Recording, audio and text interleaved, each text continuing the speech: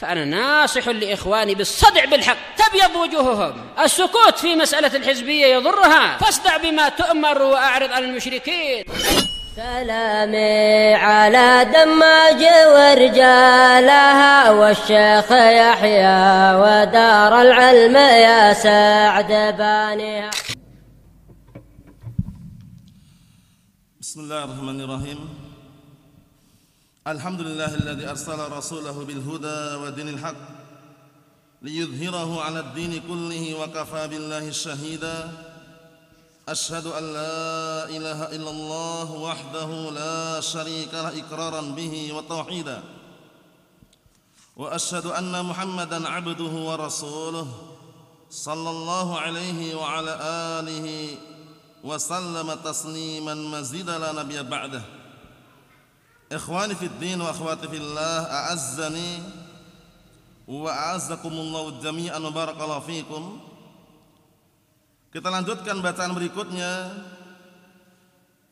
terhadap Kitabul Fitan wal Hawadis karya Al-Imam Al-Mujaddid Asy-Syaikh Muhammad bin Abdul Wahhab rahmatullahi alaih, yang disyarah oleh Asy-Syaikh Shalih Al-Fauzan asbahullah. Sekarang kita akan masuki hadis yang ke-31 halaman 117, masih berkaitan masalah tanda-tanda hari kiamat, yang mana hari kiamat itu memiliki tanda-tanda yang beraneka ragam, sebagaimana sebagiannya sudah kita lewatin. Sekarang akan kita baca tanda yang lainnya. Qala al-Imam rahimahullah wa dzakara Ibnu Abdul Barr min hadits Ibn Mas'ud radhiyallahu anhu 'an an-nabi sallallahu alaihi wa ala alihi wasallam annahu qala inna baina yaday as-sa'ah at-tasnim 'ala al-khassah wa fushu' at-tijarah hatta tu'ina al-mar'atu zawjaha 'ala at-tijarah wa qat' al-arham wa fushu' al-qalam wa dhuhur shahadat az-zur wa kitmana syahadatil haq. Hadis ini rawahu Ahmad. Secara umum hadisnya sahih dan juga diriwayatkan oleh Imam Al-Bukhari dalam kitab Al-Adabul Mufrad. Kita artikan barakallahu fikum. Dan sungguh Al-Imam Ibn Abdul Barr telah menyebutkan dari hadisnya sahabat yang mulia Abdullah ibn Mas'ud radhiyallahu anhu dari Nabi sallallahu alaihi wa ala alihi wasallam bahwasanya beliau bersabda, sesungguhnya termasuk tanda-tanda hari kiamat adalah orang mengucapkan salam hanya kepada orang-orang khusus. Jadi ini merupakan apa? Tanda yang orang ketika mengucapkan salam pilih-pilih. Jadi kalau anak pejabat salam disalamin. Kalau anak-anak yang kiranya di bawah levelnya didiamkan. Nanti jelaskan oleh Syekh Shalih Fauzan. Jadi orang-orang khusus ada yang dia ucapkan salam kepadanya. Padahal Nabi kita alaihi salatu wassalam beliau menganjurkan agar menyebarkan salam yang sifatnya umum. Baik rakyat sipil, orang-orang tertentu, orang-orang yang sifatnya barakallahu fiik walaupun tidak punya jabatan, tetap sebagaimana perkataan beliau alaihi salatu wassalam, afsus salam bainakum, sebarkan salam di antara kalian. Kemudian juga beliau alaihi salatu wassalam menganjurkan agar mengucapkan salam kepada orang yang ala man arafta aw lam ta'rif, kepada orang yang kamu kenal atau orang yang kamu tidak kenal. Jadi tidak mengkhususkan orang-orang tertentu. Termasuk tanda-tanda hari kiamat di akhir zaman, banyak orang-orang yang mengucapkan salam hanya kepada orang-orang tertentu, orang-orang khusus menurut dia. Yang berikutnya, wa fusuwat tijarah, dan termasuk tanda-tanda hari kiamat adalah tersebarnya perdagangan. Perdagangan mulai tersebar, banyak bisnis, Sampai-sampai istrinya ikut andil bantu suaminya dalam perdagangan tersebut. Bukan berarti haram, tapi menunjukkan bahwasannya sudah mulai banyak orang-orang dibukakan pintu dunianya, sehingga tersibukkan dengan perdagangan jual beli atau yang semisalnya. Nanti kita baca syarahnya. Hatta tu'inal mar'atu zaujaha, sampai-sampai seorang istri membantu suaminya alat tijarah, atas perdagangan tersebut. Jadi kalau kita memahami seperti ini, jangan dibawa kepada makna negatif dulu. Bukan berarti perempuan gak boleh bantu suaminya, boleh, selama tidak berseberangan dengan syariat, selama masih mengetahui rambu-rambu syariat. Faham? Mungkin suaminya jual beli, atau menjual makanan, istrinya yang membikin misalkan, ta'awun, tidak masalah. Tapi yang diinginkan di sini nanti tersibukkan dengan dunia, sampai-sampai suami istri pun ngejar dunia gitu loh. Itu yang diinginkan nanti. Itu yang tercela. Jadi posisinya seharusnya istri di rumah sebagai ibu rumah tangga atau sebagai seorang wanita yang mengurusi pekerjaan rumah, dia ikut andil juga kerja di lapangan bersama suaminya. Tujuannya apa? Ngejar dunia, itu yang tercela nanti. Jadi bukan berarti ketika istrinya bantu suaminya bikin makanan, dijual barang kemudian haram, tidak. Jadi pahami ya? Yang diinginkan di sini adalah sampai-sampai istrinya pun ikut andil bekerja untuk mengejar dunia. Kita lihat nanti. Waqat al-arham, dan juga termasuk tanda hari kiamat banyak kejadian yaitu memutuskan hubungan silaturahmi. Seorang kakak punya adik, dia enggak komunikasi. Seorang anak memutus hubungan silaturahmi dengan orang tuanya, la salam wala kalam. Dan seringnya terjadinya karena dunia, seringnya imam mungkin karena gara-gara warisan, gara-gara harta, atau gara-gara perkara-perkara dunia seringnya. Paham ya? Naam. Dan ini tentunya berbahaya, karena ancaman yang disebutkan oleh Rasulullah alaihi salatu wassalam mengenai orang yang memutuskan hubungan silaturahmi, diancam tidak masuk surga. La yadkhulul jannata qati'un, tidak masuk surga orang yang memutuskan hubungan silaturahmi. Oleh karena itu pastikan kita sebagai seorang muslim mukmin sunni salafi menyambung hubungan silaturahmi jangan pernah terputus. Dalam artian bagaimana? Semuanya diletakkan pada tempatnya. Bahkan kalau orang tuanya pun kafir, orang tuanya ya, bapaknya kafir, ibunya kafirah, yang namanya silatul arham, paham ya? Berbakti kepada kedua orang tua tetap ditunaikan dengan batasan-batasan syariat. Antum ingat hadis yang sahih Asma bintu Abi Bakrin waktu itu minta fatwa kepada Rasulullah SAW. Ya Rasulullah, inna ummi qadimat aliyya wa hiya musyrikah. Wahai Rasulullah, ibuku datang kepadaku dalam kondisi dia masih musyrikah. Lihat, musyrikah, kafirah, beda agama. Nah, kemudian Asma bintu Abi Bakrin minta fatwa, bagaimana seperti ini? Afa asilu ummi? Apakah boleh aku menyambung hubungan silaturahmi dengan ibuku yang kafirah musyrikah tadi? Apa kata Rasul alaihi salatu wassalam? Beliau mengatakan, na'am, sili ummak. Iya, sambunglah silaturahmi kepada ibumu. Padahal beda agama, bayangkan. Apalagi sudah satu agama, satu manhaj, satu akidah. La salam wala kalam. Allahul musta'an. Jangan. Pastikan kita paham dalil, paham syariat, terapkan, praktekkan. Kalau hanya masalah dunia, turunlah sejenak. Jangan saling ambisius kemudian sampai memutuskan hubungan silaturahmi. Tidak bicara dengan orang tuanya, tidak komunikasi dengan ibunya dan bapaknya gara-gara dunia. Hati-hati barakallahu fiik. Berikutnya, termasuk tanda hari kiamat, wa fusuwal qalam, mulai tersebarnya kitab-kitab dan tulisan-tulisan. Karena apa? Menunjukkan bahwasannya di akhir zaman itu kajian-kajian ilmu ta'lim banyak sekali. Paham ya? Dan berpeluang orang-orang ahlu bid'ah dalal, hizbiyun, mereka juga punya karya tulis. Paham ya? Yang menyusupkan syubhat-syubhat mereka di tengah-tengah apa? Ahlu sunnah. Jadi kita harus waspada. Ahlu sunnah dakwahnya tersebar, al-haq tersebar juga.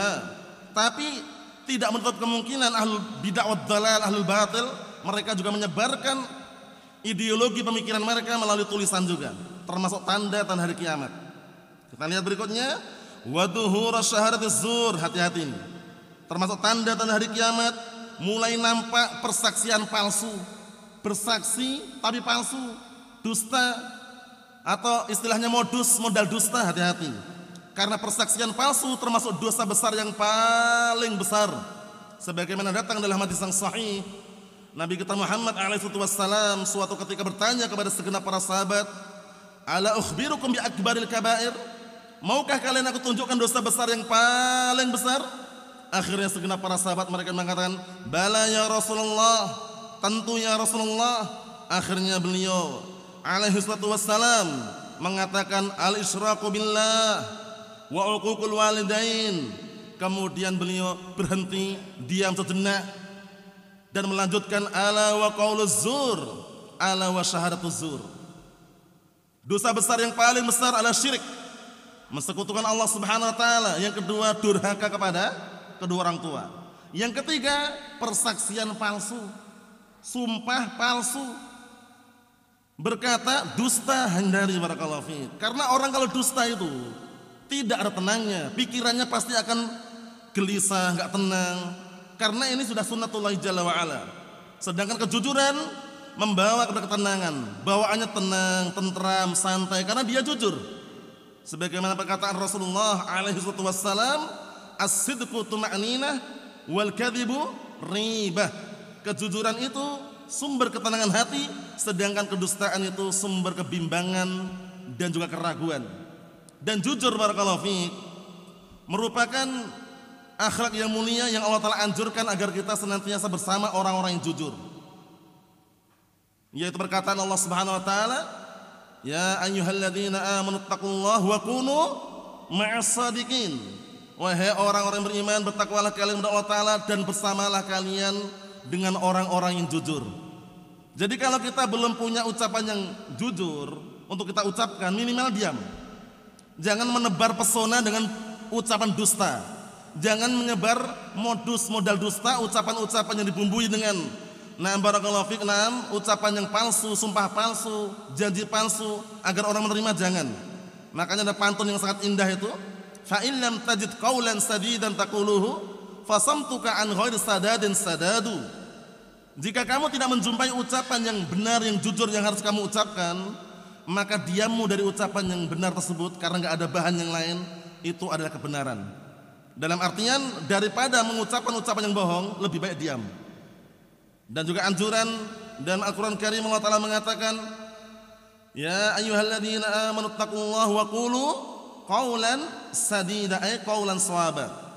Wahai orang-orang beriman, bertakwalah kalian kepada Allah Ta'ala dan berucaplah kalian dengan ucapan yang jujur. Termasuk tanda dan hari kiamat, mulai munculnya persaksian yang palsu, wa kitmana syahadatil haqq, dan juga menyembunyikan persaksian yang benar.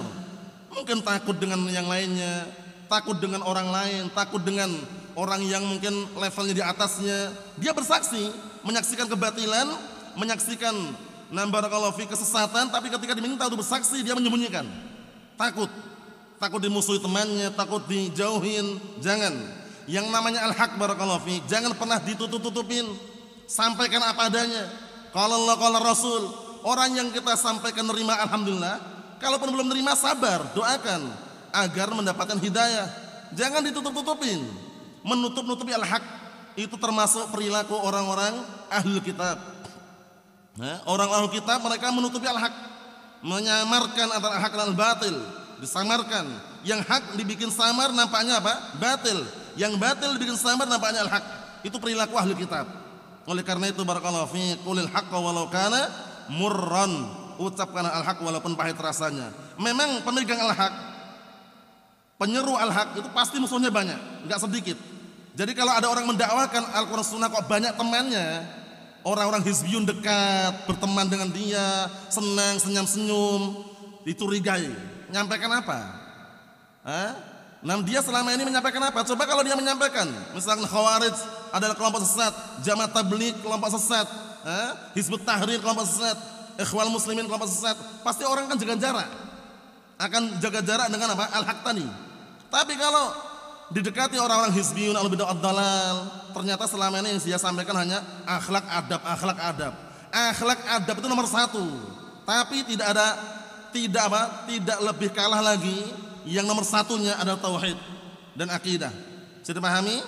Akidah wa tauhid itu nomor satu. Ketika manhaj lurus, akidah sahihah, akhlak dan adab jangan pernah dibuang. Itu ahlus sunnah. Jangan yang penting adabnya, yang penting akhlaknya, yang penting manhajnya itu salah. Terus bagaimana? Manhaj jelas nomor satu setelah akidah dan tauhid. Tapi akhlak dan adab jangan pernah diabaikan. Akhlak dan adab ini merupakan bentuk kesempurnaan diutusnya Nabi kita Muhammad sallallahu alaihi wa ala alihi wasallam, yang mana beliau mengatakan innama bu'istu liutammima makarimal akhlak. Hanya saja aku diutus untuk menyempurnakan akhlak yang mulia. Jadi kita sudah sunni salafi, paham Al-Quran, paham As-Sunnah, akidah sudah sahihah, lurus, manhaj sudah lurus, akhlak dan adab jangan pernah kita abaikan. Pastikan kita memiliki akhlak, adab sesuai dengan yang diajarkan oleh Nabi kita Muhammad sallallahu alaihi wa ala alihi wasallam. Kita lanjutkan penjelasannya. Qala Asy-Syaikh Shalal Fauzan asbahullah qauluhu sallallahu alaihi wasallam inna baina yaday sa'ah at-taslima 'alal khassah. Bahwasanya termasuk tanda-tanda hari kiamat adalah mengucapkan salam hanya kepada orang-orang khusus, orang-orang yang bisa dikatakan punya jabatan khusus, orang-orang yang punya level tinggi. Dengan orang-orang bawahan enggak mau mengucapkan salam, gengsi. Allahul musta'an. Kita lihat, yakni iktisarus salam 'alal khawas minan nas. Lihat ini. Maksudnya termasuk tanda-tanda hari kiamat, membatasi salam itu hanya kepada orang-orang khusus. Paham ya? Kalau bertemu dengan orang-orang yang belum pernah belajar ke luar negeri nggak mau salam, ya kan? Nanti kalau ketemu sama orang-orang yang pernah belajar di Saudi, di Yaman, baru salaman. Assalamualaikum, hayakallah wa sahlan. Kalau ketemu orang-orang yang belum pernah belajar ke luar negeri, istilahnya yang lokal-lokal istilah mereka, nggak mau salam, salam. Justru dia itu mencontohkan yang terbaik. Ketika dia sudah belajar di hadapan para ulama ahlus sunnah, membawa ilmu yang banyak, membawa ilmu Al-Quran Sunnah, praktekkan, amalkan bagaimana cara menerapkan salam ini. Jangan salah alamat, jangan mengkhususkan orang-orang yang barakallahu selevel dengan dia, orang-orang yang tingkatannya atas, orang-orang khusus, pejabat misalkan. Allahumma musta'an. Jangan. Kita lihat Ar-Rasul alaihi salatu wassalam yaqul la tadkhulul jannata hatta tu'minu wa la tu'minu hatta tahabbu. Awal adullukum ala syai'in idza fa'altumuhu tahabbtum afsus salama bainakum. Artinya kalian tidak akan masuk surga hingga kalian beriman, dan kalian tidak dikatakan beriman, iman yang kamil maksudnya, sampai kalian saling mencintai. Maukah kalian aku tunjukkan suatu perkara yang kalau kalian mengerjakannya akan saling mencintai? Ini penting ya. Afsus salam bainakum, tebarkan salam di antara kalian. Sunni salafi lewat diam saja, la salam wala kalam. Disalami enggak jawab. Allahul musta'an. Jangan. Pastikan kita itu punya yang nama minimalnya senyum. Sebagaimana perkataan Nabi kita Muhammad sallallahu alaihi wa ala alihi wasallam, la tahqiranna minal ma'rufi syai'an walau antalqa akhaka biwajhin taliq. Janganlah kamu meremehkan amalan sedikit pun dari amalan kebaikan walaupun kamu berjumpa saudara dengan wajah yang berseri-seri. Minimalnya senyum. Kalau jaraknya dekat bisa ucapan salam, assalamualaikum. Paham ya? Karena salam penghormatan kaum muslimin, salam assalamualaikum. Ya kan? Wa idza huyyitum bi tahiyyatin fahayyu bi ahsana minha aw rudduha. Apabila kalian diberikan salam penghormatan dengan suatu salam assalamualaikum, maka balaslah dengan lebih baik atau dikembalikan sebagaimana semula. Assalamualaikum. Waalaikumsalam warahmatullahi wabarakatuh. Lebih baik. Atau semula assalamualaikum waalaikumsalam. Tapi ketemulah salam wala kalam wala nyapa wala syai', jangan. Kenapa? Akan hilang rasa cinta nanti. Kita lihat ini. Maukah kalian aku tunjukkan suatu perkara yang kalian apabila mengerjakannya kalian akan saling mencintai, saling menyayangi? Afsus salama bainakum. Sebarkan salam di antara kalian. Paham ya? Kita lihat sini. Yusallimu 'ala shaghir wal kabir. Menyalami anak kecil dan orang besar.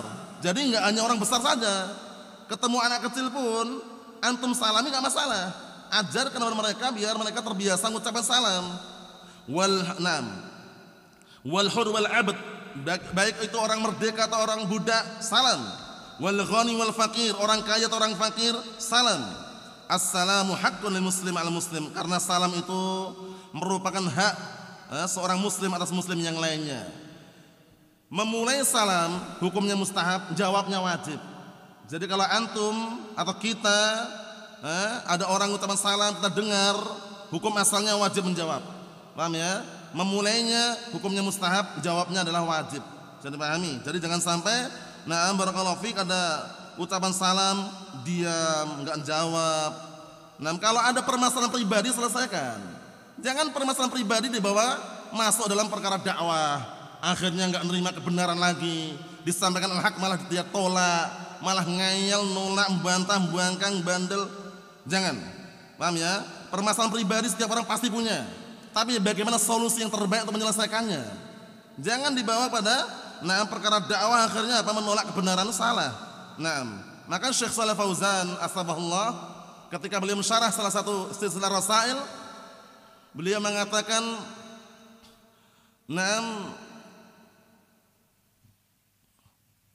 wal wajibu 'alaika ayyuhal muslim an taqbalal haqq walau kana mimman la tuhib. Artinya yang wajib bagimu wahai seorang muslim menerima kebenaran walaupun datang dari orang yang kamu enggak sukai.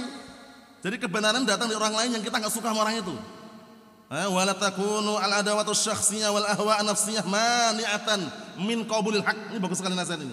Jangan sampai permasalahan pribadi kemudian problematika per individu menjadi penghalang untuk menerima kebenaran. Ini bahaya sekali. Jadi kalau ada permasalahan individu, problematika pribadi, selesaikan secara pribadi. Jangan sampai menjadi penghalang untuk menerima kebenaran. Ya akhi ittaqillah ya akhi, ini haram. Apa ente ini gini. Masalah pribadi padahal. Jangan. Kalau itu al-haq, perkara agama, datang dari siapapun terima. Sami'na wa ta'na. Ingat ya, ucapan datang dari manapun kebenaran diterima. Bedakan dengan cara mengambil kebenaran. Bedakan.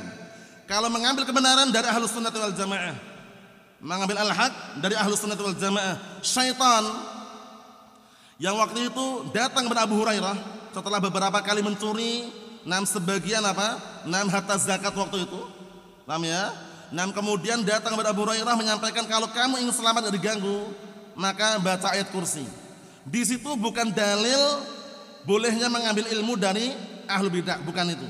Tapi dalil bahwasanya kebenaran datang dari manapun diterima. Beda loh ya, jangan samakan dua keadaan ini. Datangnya al-haq dari manapun diterima dengan mengambil al-haq, mengambil ilmu. Bedakan. Kalau mengambil ilmu enggak boleh dari syaitan. Ini Abu Hurairah hanya menyampaikan kepada Rasulullah apa yang dikabarkan syaitan. Yang dikabarkan syaitan itu benar, makanya Rasulullah mengatakan shadaqaka wa huwa kadzub. Yang disampaikan kepadamu oleh setan itu benar, itu kebenaran itu.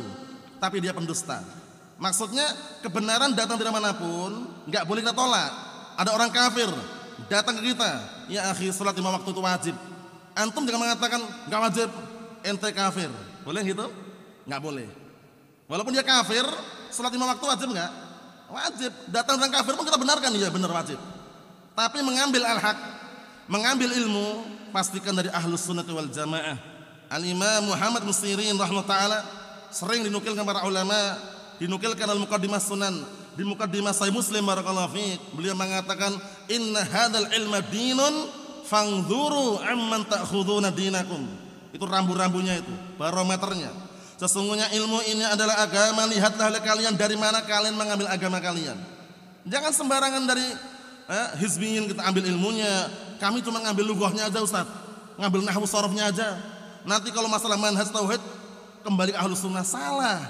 Walaupun nahwu sharafnya, mustalahnya, usulnya, fikihnya, tauhidnya semua dari ahlus sunnah. Apa kalam beliau setelahnya?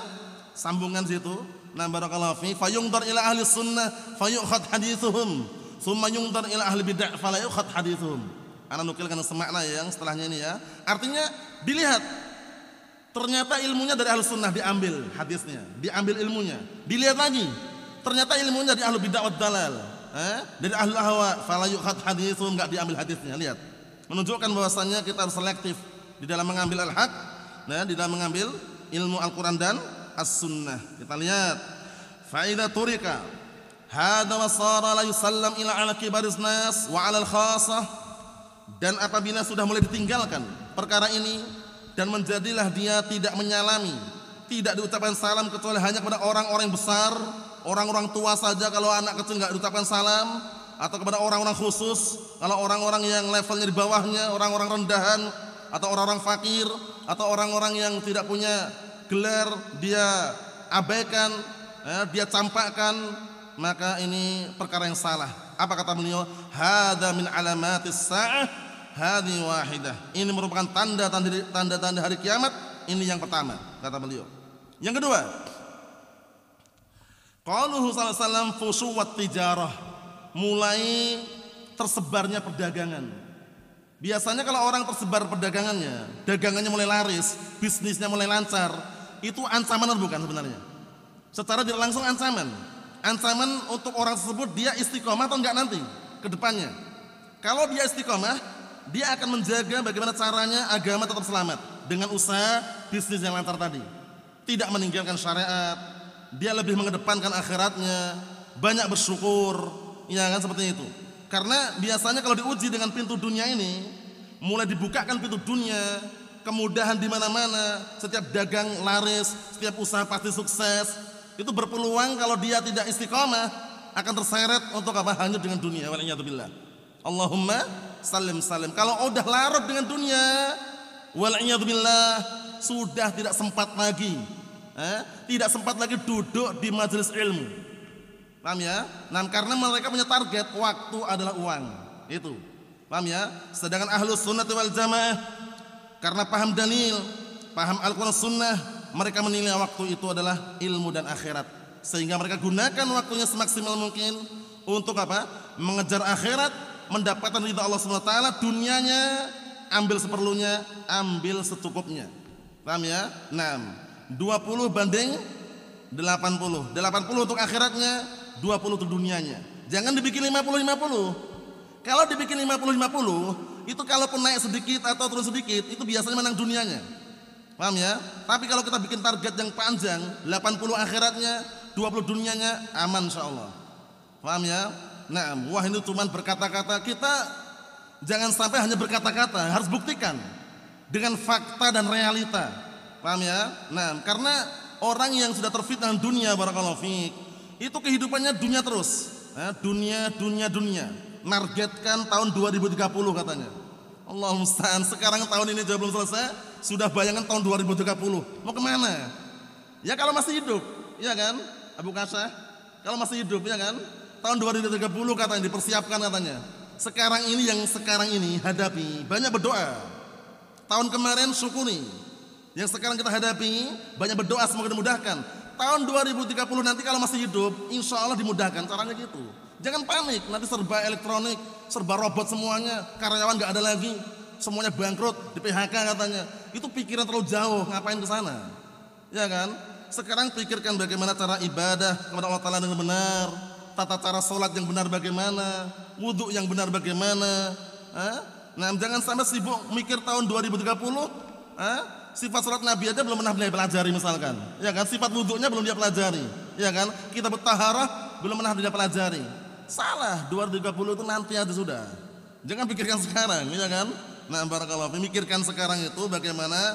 Nah, barakallahu fiik, kita memahami Al-Quran Sunnah dengan benar. Paham ya? Ya, adapun masalah ekonomi, masalah dunia yang sekarang di tahun-tahun sekarang ini kita hadapi dengan santai, tenang, banyak berdoa. Ingat-ingat kuncinya apa kemarin? Ikhtiar, ad-du'a, tawakkul dah. Kurang percaya buktikan. Ikhtiar, ad-du'a, tawakkul. Ikhtiar orang beda-beda. Jangan pernah iri dengan ikhtiar orang lain. Ya kan? Ada orang yang dia kerja turun tangan langsung, banting tulang, peras keringat, turun tangan langsung. Ada yang dia kerjanya santai. Mungkin dia jual beli online, yang bidangnya itu, paham ya? Tapi penghasilannya masya Allah. Ada yang lebih santai lagi, tanam modal.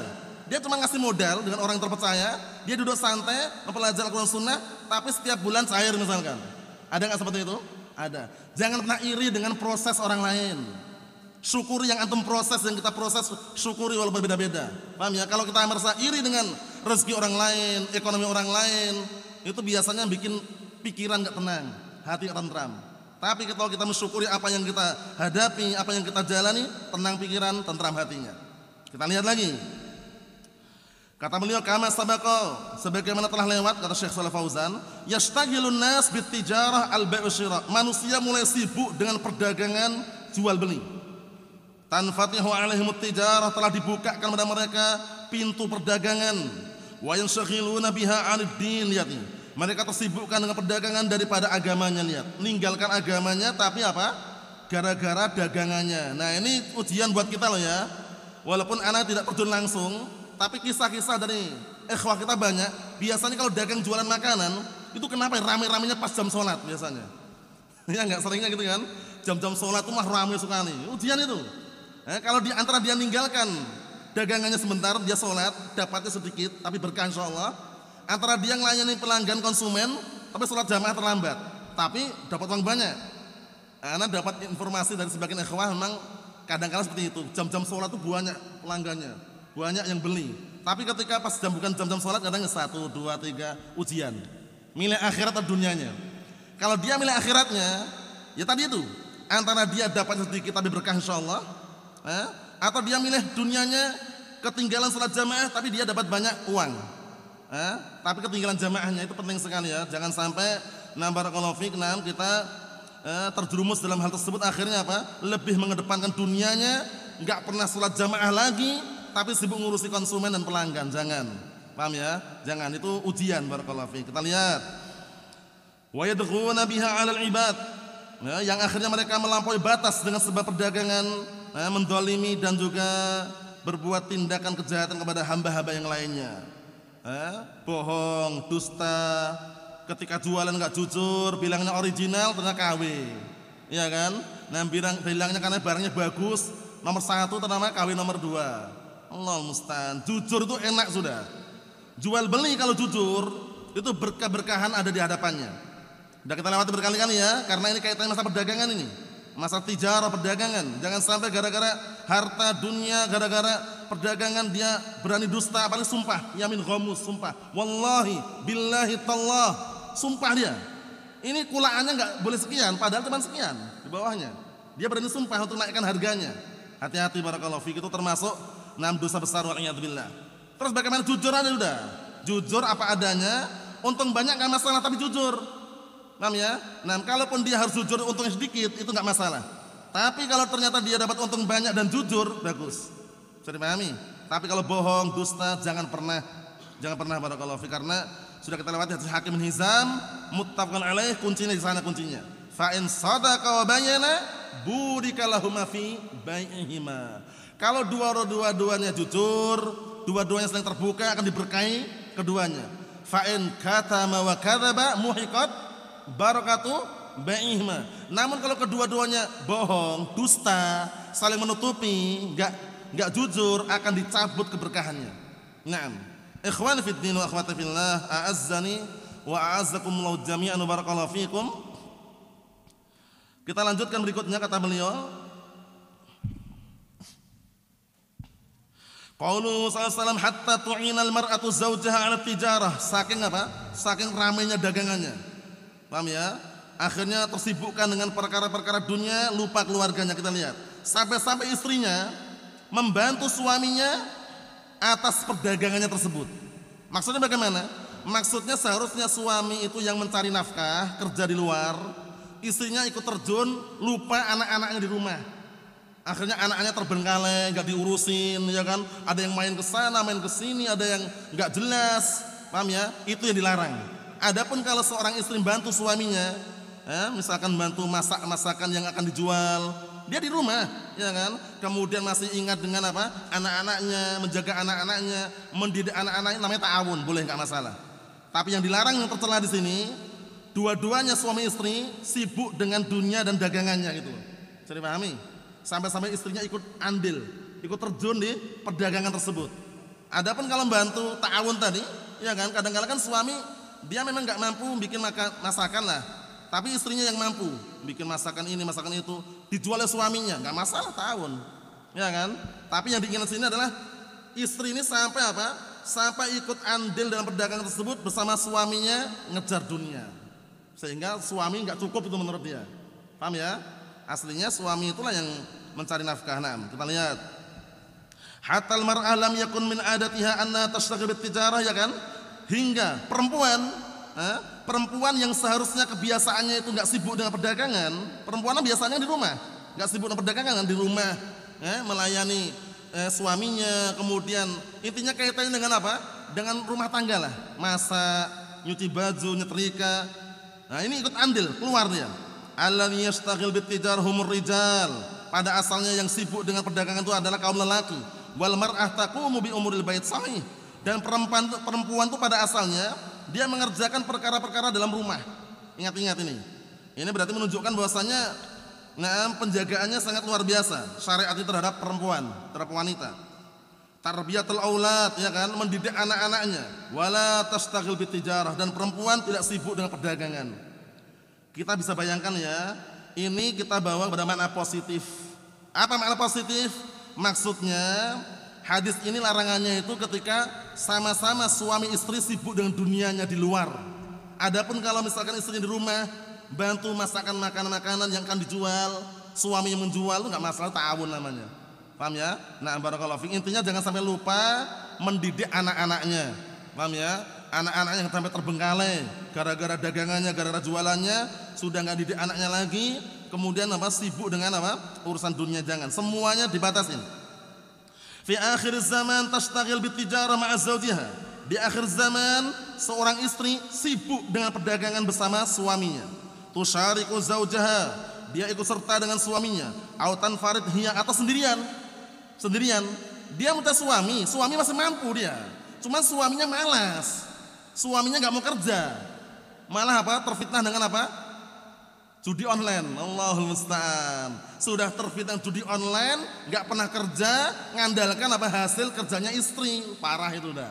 Paham ya? Itu bukan tipe suami yang teladan seperti itu. Karena di luar sana mungkin ada seperti itu. Judi online, tambah lagi game online. Wah, parah. Nah, nggak mau kerja, istri yang suruh banting tulang, peras keringat.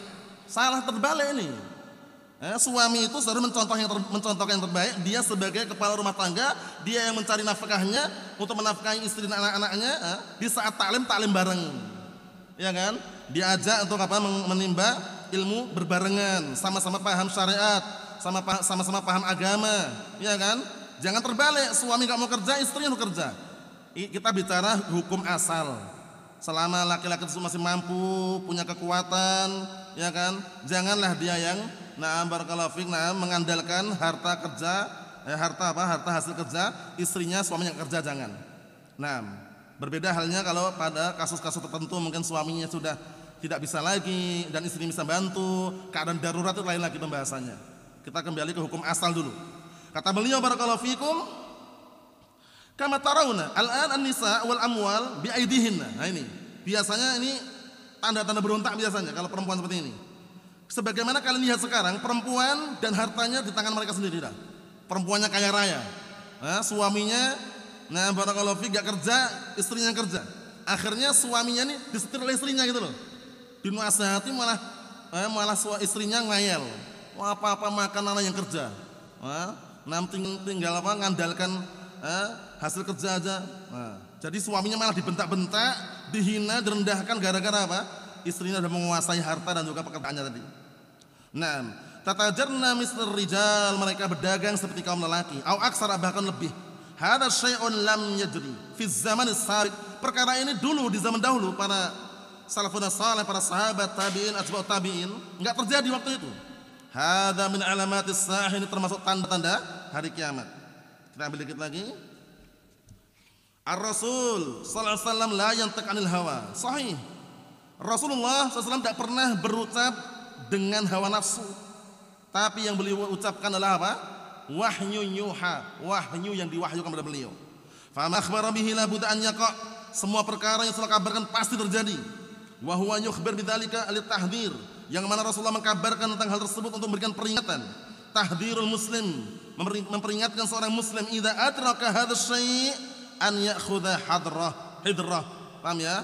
Nah, apabila seorang muslim sudah dapat peringatan seperti ini, menjumpai hal seperti ini, maka hendaknya dia mengambil peringatan. Janganlah bermudah-mudahan, ya kan? Nah, yang terakhir sampai titik bawah itu ya. Qauluhu sallallahu alaihi wasallam wa qat al-arham, memutuskan hubungan silaturahmi. Masuk tanda hari kiamat juga, banyak kan seperti ini kejadiannya. Mungkin karena masalah pembagian warisan, ya, masalah pemberian harta, atau masalah keluarga, akhirnya orang tua dengan anaknya putus, nggak pernah kalam, wala salam, wala nelpon, wala SMS, wala chattingan. Allahul musta'an. Hati-hati, ingat-ingat, la yadkhulul jannata qati'un. Dihafalkan itu ya. La yadkhulul jannata qati'un. Tidak masuk surga orang yang memutuskan hubungan silaturahmi. Seberat apapun, kalau itu masih keluarganya, kerabatnya, walaupun kadangkala sulit, jalin. Paham ya? Dalam artian bagaimana? Ya mungkin dengan bertanya bagaimana kabarnya, apa ada yang bisa dibantu misalkan. Apalagi masih keluarga dekat, ibunya, bayangkan, ibunya, bapaknya, anaknya, saudaranya, dekat sekali itu. Paham ya? Jangan ramah tamah dengan orang lain, tapi sama keluarganya bengis. Yang terbalik ya. Sama orang lain masya Allah dia, hayakallah ya akhi, ahlan wa sahlan, kaifa haluk, anta bi khair. Kelihatan seperti itu. Tapi kalau orang tuanya, la salam wa la kalam. Allahul musta'an. Hati-hati. Selama orang tua masih ada kesempatan. Kalaupun sudah tidak ada, masih ada kesempatan berdoa agar mereka dirahmati nih, di akhirat dan juga di alam kubur oleh Allah Subhanahu wa taala. Kita lihat sini. Qati'atul arham fi akhir zaman. Terputusnya hubungan silaturahmi di akhir zaman. Yuqati'una 'inda dunya, ini penting ini. Mereka saling memutuskan gara-gara apa? Dunia. Ini dunia, dikit-dikit dunia lagi. Karena dunia ini barakallahu fiik memang fitnah yang paling besar memang. Makanya sudah kita lewati berkali-kali kan, fattaqud dunya. Waspadalah kalian dengan fitnah dunia, kata Rasulullah SAW. Kemudian juga dalam hadis yang lainnya, fa wallahi mal faqra akhsha 'alaikum walakin akhsha 'alaikum an tubsatud dunya 'alaikum kama busitat 'ala man kana qablakum fatanafasuha kama tanafasuha fahlikakum kama ahlakathum. Lihat itu. Demi Allah, bukan kefakiran. Bukan kefakiran yang aku takutkan pada kalian, tapi yang aku takutkan, yang aku khawatirkan, dibukakan pintu dunia di hadapan kalian. Ini tengok ya, pintu dunia kalau sudah dibukakan, itu biasanya orang lupa dengan akhiratnya. Paham ya? Ngejar dunianya. Sudah dapat 1M pengen 2M, sudah dapat 2M pengen 3M. Tapi nanti kalau sudah meninggal dunia, apa yang akan memenuhi mulutnya? Tanah. Hadisnya sahih ya. Naam, law kana libni Adam wadiyan min dhahab labtagha salisa wala yamla'u fahu ila turab. Kalau seandainya Bani Adam itu di hadapannya 2 lembah emas loh ya, masih pengen yang ketiganya. Dan nanti tidak akan memenuhi mulutnya ketika sudah meninggal dunia kecuali tanah. Wal iyad billah. Kata beliau dikit lagi, mereka saling memutuskan hubungan silaturahmi karena dunia. Wa aidan yanshghiluna, dan juga mereka tersibuk karena dunia. Yanshghil ba'dhum an ba'd, sebagian mereka sibuk dari sebagian yang lainnya. Karena sibuk lupa ngasih kabar gitu loh. Enggak berkabar orang tuanya, sudah lama merantau, meninggalkan orang tuanya, jauh dari orang tuanya. La yufakkir bi aqaribih, dia enggak memikirkan kerabat-kerabatnya. Yazuruhum, dia tidak mengziarahi mereka. Wa yazurunahu, dan mereka juga mengziarahi dia. La mashghul, orang tersebut sibuk. Mashghulan bidunya, sibuk dengan dunianya. Ini penting sekali. Jadi kalaupun sibuk dengan dunia, walaupun kita istilahnya tetap apa? Mencari dunia, jangan pernah lupa yang namanya kerabat dan juga keluarga. Ingat.